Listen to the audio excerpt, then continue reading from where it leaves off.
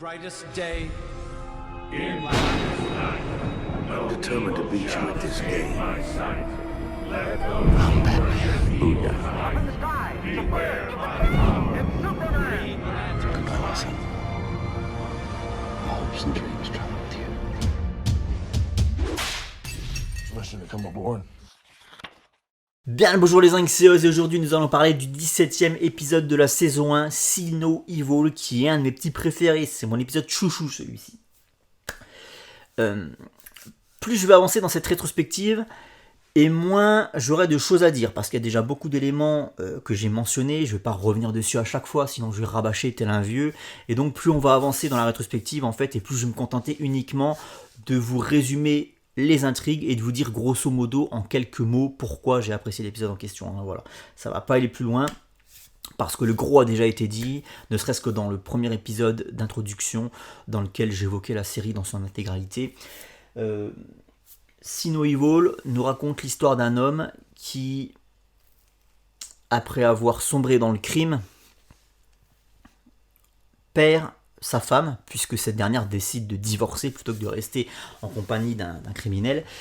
Et au passage, il perd également sa petite fille, parce que cette dernière, évidemment, va rester avec sa mère, quoi.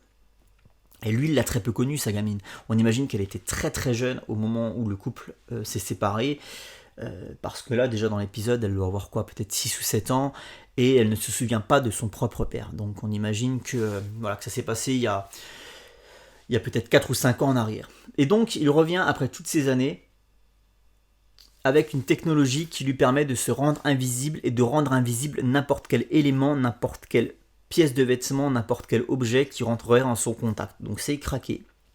Et avec ça, il va se livrer à plusieurs larcins, toujours dans le cambriolage, dans le vol. C'est pas un homme foncièrement mauvais, et c'est pas quelqu'un qui tue des gens, qui fait vraiment le mal à proprement parler autour de lui, mais c'est un cambrioleur en fait, voilà.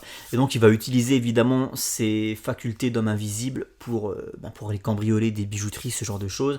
L'idée étant de ramener les objets tous les soirs au chevet de sa fille, sans que la mère soit au courant évidemment, parce que si la daronne elle apprend que son ex-mari qu'elle ne veut plus voir, qui n'est pas censé s'approcher de sa fille d'ailleurs, se rend tous les soirs à son chevet en rentrant par effraction dans la baraque, il y a un moment je pense que ça va gueuler, quoi, il y a juste titre.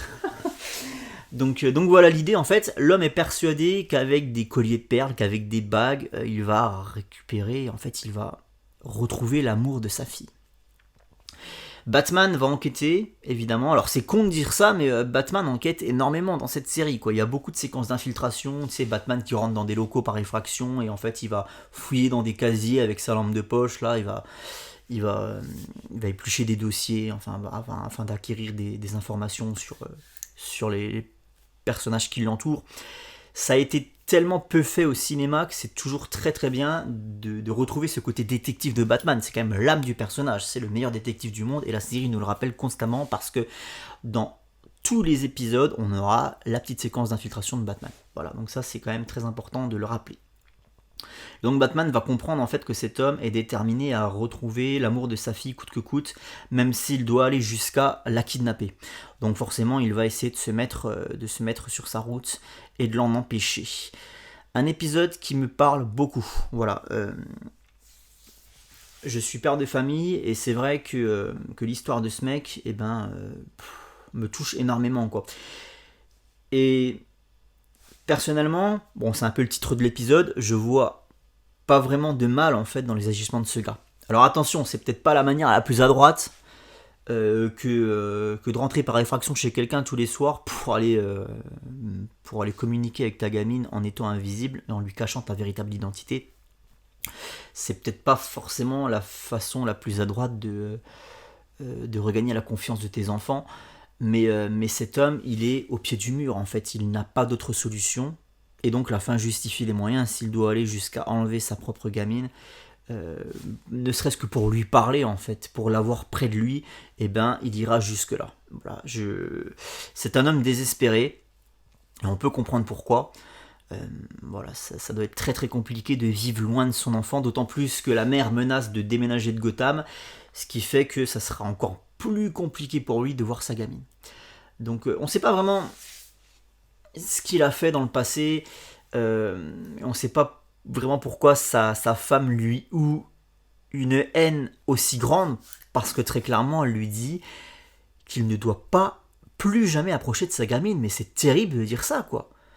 Parce que même si le couple s'est pris la tête, même si le mec était voleur dans le passé et qu'il a eu des ennuis avec la justice, venir lui dire tu n'approcheras plus jamais de ta fille, c'est quand même extrêmement brutal, quoi. Et je le rappelle, c'est pas un tueur, le gars, c'est pas un tueur, vraiment.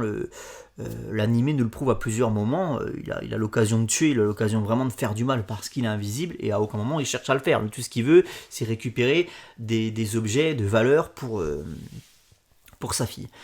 Donc moi j'aime énormément cet animé, une fois de plus, pour son propos qui va au-delà de ce qu'on a l'habitude de voir dans ce genre de production. Qui est le méchant en fait dans l'histoire, quoi. La femme n'est pas toute blanche, je suis désolé, quoi. Et si jamais il avait eu la garde ne serait-ce qu'un week-end sur 2, peut-être qu'il n'en serait pas arrivé à ce genre d'extrémité. C'est ça aussi qu'il faut voir. On a un final qui dure dans le temps pour notre plus grand plaisir, avec un combat en plusieurs étapes, premier affrontement dans une espèce de désert, puis après on a une séquence de course-poursuite sur une voiture invisible qui est assez spectaculaire dans les rues de Gotham à toute berzingue, comme diraient les PNJ de Spider-Man 2. Voilà, et puis on a un duel final au-dessus d'un immeuble sous un château d'eau, pareil, c'est assez spectaculaire. J'aime beaucoup ce duel final qui pour moi est un des meilleurs de toute la série. Voilà, donc un épisode de très très bonne facture, vraiment, c'est mon petit favori, celui-ci, en tout cas en ce qui concerne la saison 1. See No Evil. L'ennemi est assez charismatique aussi, l'homme invisible. C'est pas un personnage connu, c'est pas un personnage des comics, mais pour le coup on a décidé de lui créer un physique assez caractéristique, assez spécial, avec des verrues et puis des yeux très rouges, très perçants. Donc c'est pas un personnage qui a une identité forte en fait, c'est pas le Joker, c'est pas double face. Cela dit, il crève l'écran quand même. Voilà, il crève l'écran quand même, alors qu'à la base c'est un homme invisible, donc c'est quand même un exploit. Personnage qui a son propre thème musical, alors que, une fois de plus, c'est un personnage secondaire qui ne survivra pas à cet épisode, c'est-à-dire que lui ne reviendra pas, contrairement au Joker et double face. Lui, il a été créé pour les besoins de cet épisode, et en fait, il est lié uniquement à cet épisode. Mais, malgré ça, on prend quand même le temps de lui créer son petit thème musical, hein. C'est pas rien. Moi, c'est vraiment ce genre d'attention qui me font plaisir, parce que ça veut dire que c'est travaillé, tout simplement. Voilà. See No Evil, vraiment, je le conseille. Voilà, si vous n'êtes pas père de famille, peut-être que ça vous parlera pas autant qu'à moi. Mais en tout cas, je pense que ça mérite quand même le coup d'œil. Et ciao les amis.